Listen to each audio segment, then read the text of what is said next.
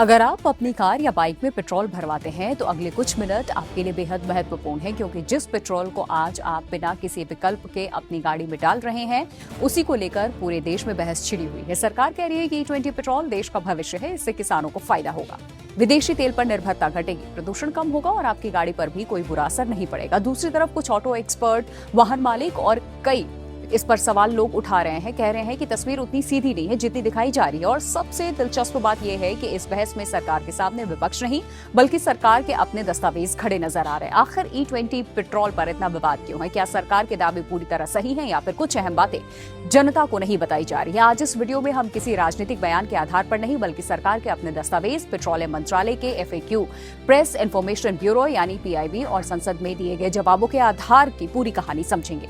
सबसे पहले समझते हैं कि E20 पेट्रोल आखिर क्या है। E20 का मतलब है ऐसा ईंधन जिसमें 20% एथेनॉल और 80% पेट्रोल मिलाया गया। एथेनॉल एक बायोफ्यूल है जिसे गन्ने, मक्का और दूसरे कृषि उत्पादों से बनाया जाता है।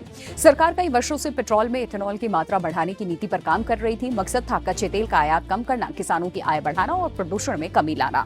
पहले लक्ष्य था कि 2030 तक पूरे देश में E20 लागू किया जाएगा, लेकिन सरकार ने तय समय से पहले ही इसे लागू कर दिया और अब अधिकांश पेट्रोल पंप पर यही ईंधन उपलब्ध है। यहीं से सवाल शुरू होते हैं। पिछले कुछ दिनों में सरकार और बीजेपी की ओर से सोशल मीडिया पर लगातार पोस्ट किए गए। इन पोस्ट में सबसे ज्यादा जिस दावे को दोहराया गया वो था E20 पेट्रोल का ऑक्टेन नंबर 108.5, जबकि सामान्य पेट्रोल का सिर्फ 84.4 होता है। ये कहा गया कि ज्यादा ऑक्टेन का मतलब बेहतर परफॉर्मेंस है। पहली नजर में यह दावा बेहद प्रभावशाली लगता है, लेकिन जब पेट्रोलियम मंत्रालय के अपने दस्तावेज सामने आए तो वो एक अलग तस्वीर पेश करती हुई दिखाई दी। मंत्रालय के FAQ में साफ लिखा है कि 108.5 रिसर्च ऑक्टेन नंबर यानी कि RON शुद्ध एथेनॉल यानी कि E100 का है, लेकिन आम उपभोक्ता E100 नहीं खरीदता, वो E20 खरीदता है जिसमें केवल 20% एथेनॉल होता है। उसी दस्तावेज में आगे लिखा है कि E20 का वास्तविक रिसर्च ऑक्टेन नंबर लगभग 95 RON होता है, यानी कि 108.5 और 95 दो अलग अलग चीजें हैं।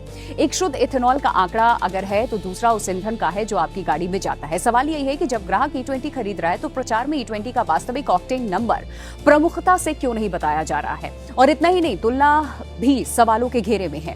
सरकार 108.5 की तुलना 84.4 से कर रही है, लेकिन भारत में आज अधिकांश पेट्रोल पंपों पर मिलने वाला सामान्य पेट्रोल लगभग 91 RON का होता है। यानी अगर तुलना करनी है तो फिर वो लगभग 91 और 95 के बीच होनी चाहिए, लेकिन प्रचार में 84.4 और 108.5 की तुलना दिखाई गई। इससे अंतर वास्तविकता से कहीं ज्यादा बड़ा दिखाई देता है। तकनीकी रूप से आंकड़े अपने अपने संदर्भ में सही हो सकते हैं, लेकिन जिस तरह से प्रस्तुत किया गया उससे आम उपभोक्ता के मन में एक अलग तस्वीर बनती है।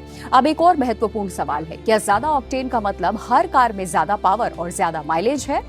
इसका जवाब इतना आसान नहीं है। दुनिया भर की ऑटोमोबाइल कंपनियां और विशेषज्ञ ये कहते हैं कि ज्यादा ऑक्टेन का फायदा केवल उन इंजनों को मिलता है जिन्हें उसी हिसाब से डिजाइन किया गया हो।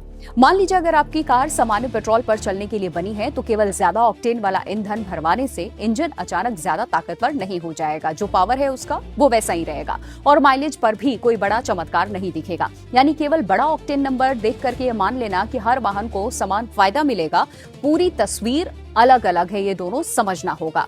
और अब बात सरकार के दूसरे बड़े दावे की। कहा गया कि इथेनॉल ब्लेंडिंग की वजह से अब तक 310 लाख मीट्रिक टन कच्चे तेल का आयात बचाया गया है और लगभग 1.90 लाख करोड़ रुपए की विदेशी मुद्रा बची। ये सुनने में भी बहुत बड़ी उपलब्धि लगती है, लेकिन सरकारी दस्तावेज ये बताते हैं कि वास्तविक आयात में दर्ज कमी नहीं बल्कि अनुमानित बचत है। यानी कि जितनी मात्रा में पेट्रोल की जगह एथेनॉल इस्तेमाल हुआ है उसके बराबर कच्चे तेल की आवश्यकता कम मानी गई है। ये एक मॉडल आधारित अनुमान है, न कि ये तथ्य की भारत ने वास्तविक में उतना कच्चा तेल आयात ही नहीं किया है। दरअसल विदेशी मुद्रा बचत का आंकड़ा भी इसी तरह अनुमानित है। इसमें एथेनॉल उत्पादन, खरीद, परिवहन, सरकारी प्रोत्साहन और अन्य आर्थिक लागतों का पूरा हिसाब शामिल नहीं दिखाया गया। इसीलिए ये पूरी आर्थिक तस्वीर पेश नहीं करता और यही कारण है कि कई अर्थशास्त्री ये कहते हैं कि इन आंकड़ों को उपलब्धि के रूप में जरूर देखा जा सकता है, लेकिन इन्हें अंतिम आर्थिक लाभ मान लेना सही नहीं होगा। देखिए, अब सबसे बड़ा सवाल तब पैदा होता है जब उसी सरकारी दस्तावेज में ये भी लिखा मिलता है कि भारत आज भी अपनी जरूरत का लगभग 88.5% कच्चा तेल विदेशों से आयात करता है। अगर आज भी देश लगभग 90% तेल आयात कर रहा है तो ये कहना कि भारत वैश्विक तेल कीमतों के झटकों से बच गया है पूरी तरीके से सही तस्वीर नहीं होगी। सच ये है कि एथेनॉल ब्लेंडिंग से आयात पर कुछ असर जरूर पड़ा, लेकिन भारत अब भी दुनिया के सबसे बड़े तेल आयातकों में से एक है, श्रम है। अगर अंतर्राष्ट्रीय बाजार में कच्चे तेल की कीमतें अचानक बढ़ती हैं तो फिर उसका असर भारत पर आज भी पड़ेगा। हालांकि E20 उस असर को कुछ हद तक कम कर सकता है, लेकिन पूरी तरह खत्म भी नहीं कर सकता है। ये एक सच्चाई है क्योंकि अंतर बहुत बड़ा है। अब बात उन करोड़ों लोगों की जिनके पास पुरानी गाड़ियां हैं। सरकार का ये कहना है कि घबराने की कोई जरूरत नहीं है, लेकिन संसद में सड़क परिवहन मंत्री नितिन गडकरी ने ये बताया कि 2016 तक बने कुछ वाहनों में रबर के पुर्जों और फ्यूल गैस्केट और इन सारी चीजों पर असर पड़ सकता है। ऑटोमोबाइल विशेषज्ञ भी लंबे समय से ये कहते रहे हैं कि इथेनॉल पानी को आकर्षित करता है और पुराने फ्यूल सिस्टम में समय के साथ जंग या फिर घिसाव की संभावना बढ़ सकती है। हालांकि इसका असर हर वाहन में समान नहीं होगा और ये वाहन की डिजाइन, रखरखाव पर और उसके निर्माता की सिफारिशों पर भी निर्भर करता है। लेकिन सवाल ये जरूर है कि जिन लोगों की गाड़ियां अभी भी वैध हैं और वर्षों तक चलेंगी, अगर भविष्य में उन्हें अतिरिक्त मरम्मत का खर्च उठाना पड़ा तो उसकी जिम्मेदारी कौन लेगा? सरकार इंश्योरेंस को लेकर भी भरोसा दिला रही है कि E20 से किसी पॉलिसी पर असर नहीं पड़ेगा, लेकिन वाहन मालिकों की चिंता इस पे बिल्कुल अलग है। अब उनका सवाल यह है कि अगर भविष्य में ईंधन से जुड़े कोई तकनीकी समस्या आती है और इंजन को नुकसान इससे होता है तो क्या उसका खर्च उपभोक्ता उठाएगा या फिर कोई व्यवस्था इसकी अलग से होगी? यही सवाल आज लाखों लोगों के मन में है।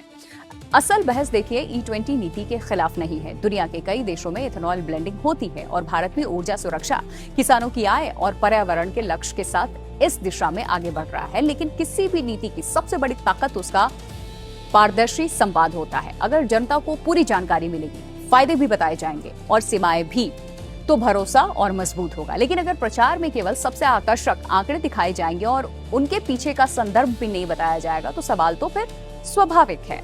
इसलिए E20 पर असली विवाद पेट्रोल का नहीं, भरोसे का है। इस वक्त सरकार के पास अपनी उपलब्धियां बताने का पूरा अधिकार है, लेकिन जनता के पास पूरे सच को जानने का उतना ही अधिकार है, क्योंकि लोकतंत्र में भरोसा आधे सच से नहीं, पूरी जानकारी से बनता है। और शायद यही वजह है कि आज E20 पेट्रोल पर बहस खत्म होने के बजाय हर नए दावे के साथ और गहरी होती जा रही है।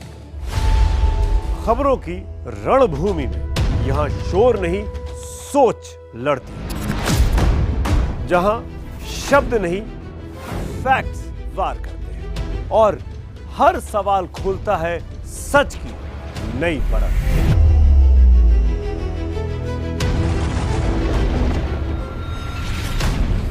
चक्रव्यूह आपके अपने सुमित अवस्थी के साथ सोमवार से शुक्रवार शाम 6:57 पर टाइम्स नाउ नव भारत पर।